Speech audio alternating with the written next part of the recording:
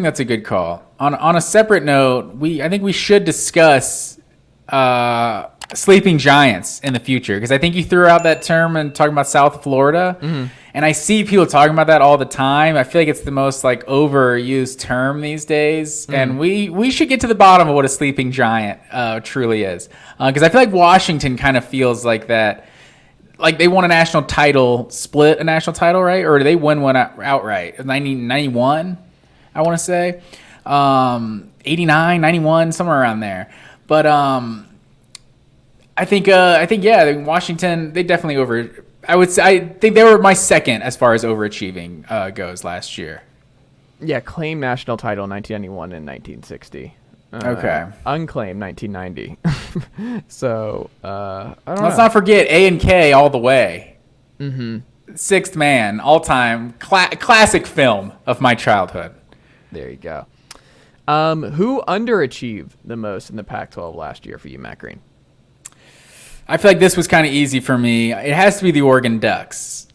It's year one of Dan Lanning, but this team started 8-1, and they just collapsed down the stretch. Not to mention just some absolute head-scratching decisions, fourth down decisions for Dan Lanning. Also, so I feel like they were like the front runner for the Pac-12, and like the loss to Georgia, it's like Georgia was smashing everybody. So it's like you had a one loss, and your one loss is to the number one team in the country. Like the stage was set for like a yeah but about Oregon. You know, like maybe if it had been like with for them to be the 4 seed, like people would have pushed back on that, because it's like we saw Georgia, Oregon already. But Oregon was definitely positioned that if they took care of business, they could have gotten into the playoff. And how things shook out, they definitely could have gotten all the way to the 3 seed. Like we had a team that didn't win the Big 12 that got the 3 seed. So I think even though it was year one, and like Bo Nix obviously had like a huge improvement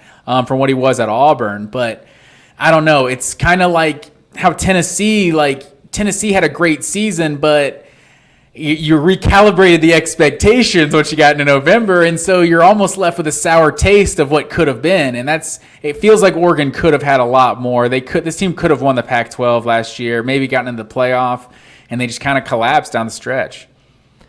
That's fair. I'm interested to see what Troy Franklin looks like. Tez Johnson coming in from Troy. Bo Nix, getting him back, I think, is gigantic, because like you lose your OC, Kenny Dillingham, to take the HC job at Arizona State, but like underachieved. I don't know. It's just funny how we look at Oregon and USC from last year, where it's like Oregon looked at an underachieved and USC looks at an overachieved.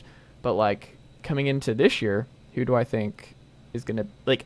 I'm a bigger believer in Oregon than the two, if I had to say. But don't forget, like Cristobal took the Miami job. Like he didn't get fired, so this isn't like Dan Lanning had to come in and rebuild something like Lincoln Riley. Like this was a good program he was taking over. And they're in the blue chip ratio, and they were last year, so it's fair to be like, yeah, like because everyone just has that memory of the Georgia debacle and the opener, but like they were rolling after that. In the Washington game, they shouldn't have lost at home, and like you said, that was a game that was just littered with just questionable play calling from Dan Lanning and in-game management. But like they finished strong. I don't know. Like I think they probably fit the bill for most underachieved, but guess what? I don't have them as my underachieved the most. I think it's Arizona State. 3-9 with that talent, and Emory Jones being there for year 93 of his college career.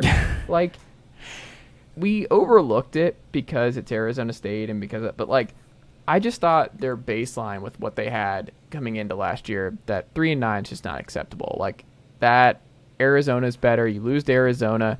You look at just where Stanford was. They were 3-9. You can maybe make the case there, but like they just had too much talent to still be that bad and just be an objective dumpster fire.